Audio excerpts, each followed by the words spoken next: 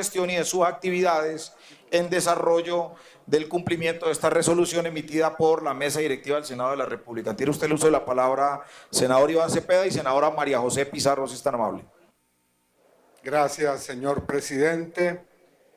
Por lo avanzado de la hora, voy a hacer un resumen breve de este segundo informe que presentamos con mi colega, la senadora María José Pizarro, al Congreso de la República sobre el estado general de los diálogos de paz entre el Gobierno Nacional y el Ejército de Liberación Nacional. Hemos culminado en la ciudad de La Habana el pasado viernes 9 de junio el tercer ciclo de conversaciones que ha tenido como resultado 3 nuevos y trascendentales acuerdos que voy a citar. En primer lugar, el acuerdo número 9, que se titula El proceso de la participación de la sociedad en la construcción de la paz, o primer acuerdo de Cuba. En segundo lugar, el acuerdo número 10, acuerdo de cese al fuego bilateral, nacional y temporal, que tiene además 2 protocolos adicionales. Un protocolo que versa sobre las acciones llamadas específicas o prohibidas y un otro protocolo que tiene que ver con el mandato que recibe el mecanismo de monitoreo y verificación que se crea para este cese al fuego.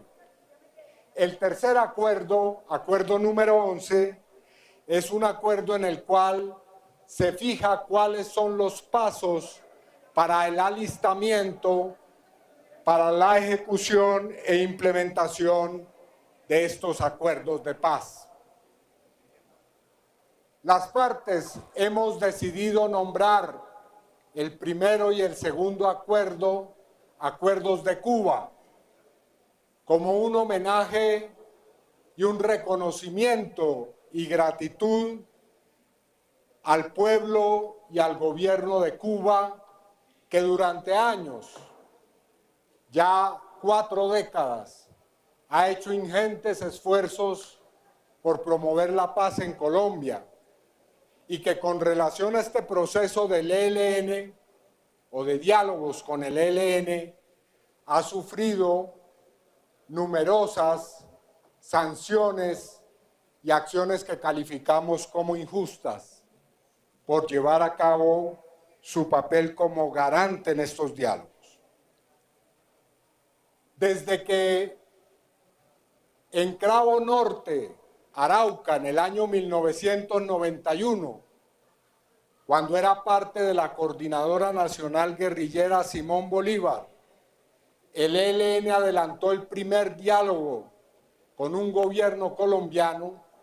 Desde 1991 hasta hoy no se habían suscrito con el ELN acuerdos que tuvieran los alcances, la profundidad y el contenido de los acuerdos que hemos alcanzado en esta fase. Son 2 acuerdos que están profundamente relacionados. La participación de la sociedad es el camino político para lograr que el ELN pase de la fase de la insurrección armada y de la violencia política y que se termine la confrontación política con el ELN mediante un activo diálogo nacional y territorial que conduzca a la paz. Para que haya esa participación en condiciones de seguridad y libertad, se requiere implementar un cese al fuego de carácter nacional, con arraigo territorial, que es el que hemos pactado. Resumo someramente el contenido de ambos acuerdos. El acuerdo sobre el proceso de participación de la sociedad tiene por propósito que en 6 meses, entre la fecha, el 9 de junio y el mes de febrero del año entrante, un organismo que hemos creado, que hemos denominado el Comité Nacional de la Participación, que está integrado por 80 personas elegidas por 30 sectores representativos de distintos ámbitos de la sociedad colombiana, entregue un plan nacional de participación y un conjunto de recomendaciones para que esa participación sea posible. Es lo que hemos llamado la fase del diseño de la participación. De esos 30 sectores hacen parte un conjunto muy diverso de fuerzas sociales, gremiales, institucionales, organizativas, territoriales, sectoriales. Allí está representado una gama multicolor de la sociedad colombiana. Está el Consejo Nacional Gremial, están las centrales de trabajadores, está la Asociación de Oficiales en Retiro, ACORE, están las personas que dejaron en procesos de paz las armas y han conformado organizaciones y asociaciones de desmovilizados, están los pueblos étnicos, están las plataformas de mujeres y muchos otros sectores que no voy a mencionar. Debo decir que no están los partidos políticos y explico a renglón seguido por qué no están. Sencillamente no han sido invitados a esta fase inicial porque hemos tomado en cuenta que en el mes de octubre se van a realizar las elecciones locales y no queremos que este proceso de diseño de la participación de la sociedad se vaya de alguna manera a ver interferido por procesos de proselitismo electoral. Eso no significa que en la fase siguiente habrá una activa participación de los partidos políticos. Están invitadas las instituciones del Estado y señalo que este Congreso de la República ha sido invitado a nombrar a 2 voceros por parte de las comisiones de paz que lo representen en este proceso. Con esa fase de diseño, en enero o febrero del año entrante, culminaría la primera etapa de la participación. Pero de este acuerdo hacen parte otras 2 etapas. La etapa que corresponde al segundo punto de la agenda, llamado democracia, en el cual por otros 6 meses esperamos que muy activamente, en distintas instancias, mecanismos y procesos, la sociedad colombiana discuta sobre problemas que tienen que ver con la democracia política, social, ambiental en Colombia. Y que en una tercera etapa, la etapa de transformaciones, que duraría otros 6 meses, se tomen decisiones sobre propuestas políticas públicas, proyectos de ley, componentes para los planes de desarrollo que terminen en mayo de 2025 con acuerdos de paz sobre los 3 primeros puntos de la agenda pactada con el Ejército de Liberación Nacional. La instalación del Comité Nacional de la Participación se hará el próximo 25 de julio e invito a todos los sectores convocados a que participen activamente en este proceso de diseño. El segundo acuerdo, que ha sido el más conocido y que ha sido objeto ya de algunos debates en la opinión pública es la declaración de un cese que tiene las características de ser bilateral, nacional con arraigos territoriales y que dura inicialmente 6 meses. La primera vez que se pacta un cese al fuego de tal duración con el ELN y que tiene un carácter, repito, temporal, pero susceptible de ser prorrogado.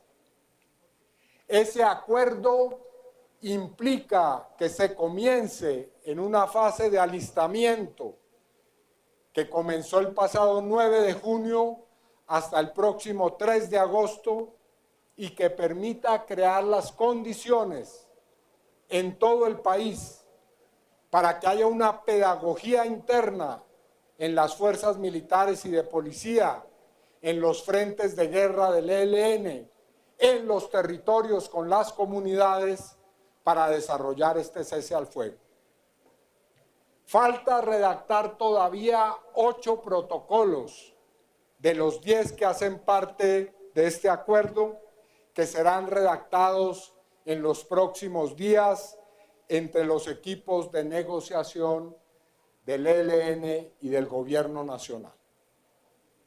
Sobre este acuerdo debo hacer algunas claridades y precisiones, puesto que hay circulando versiones que o bien no son exactas o tergiversan abiertamente el contenido de este acuerdo.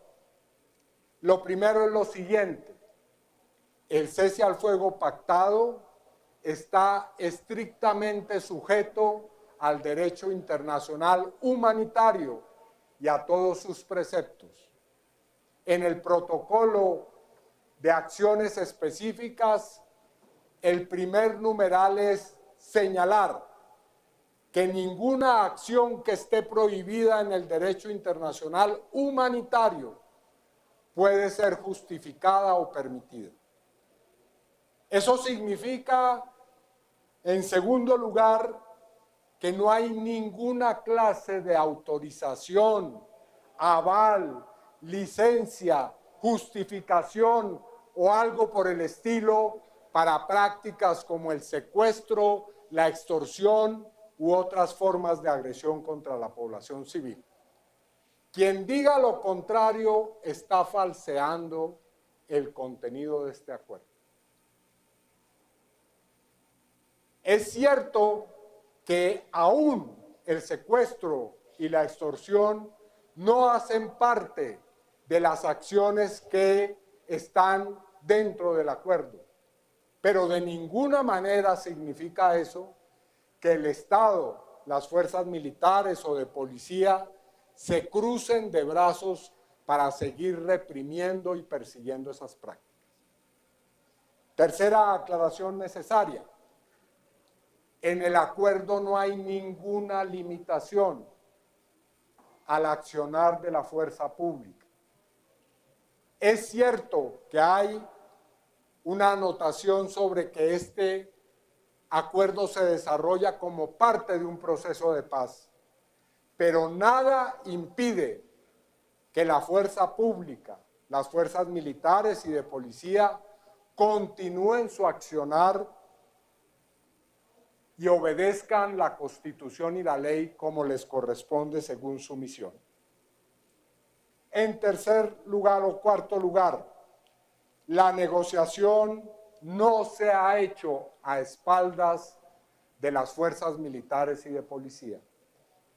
En todo momento, óigase bien, en la mesa de diálogos ha estado presente un componente de observadores, oficiales de todas las armas, expertos en materias como el cese al fuego y el derecho internacional humanitario.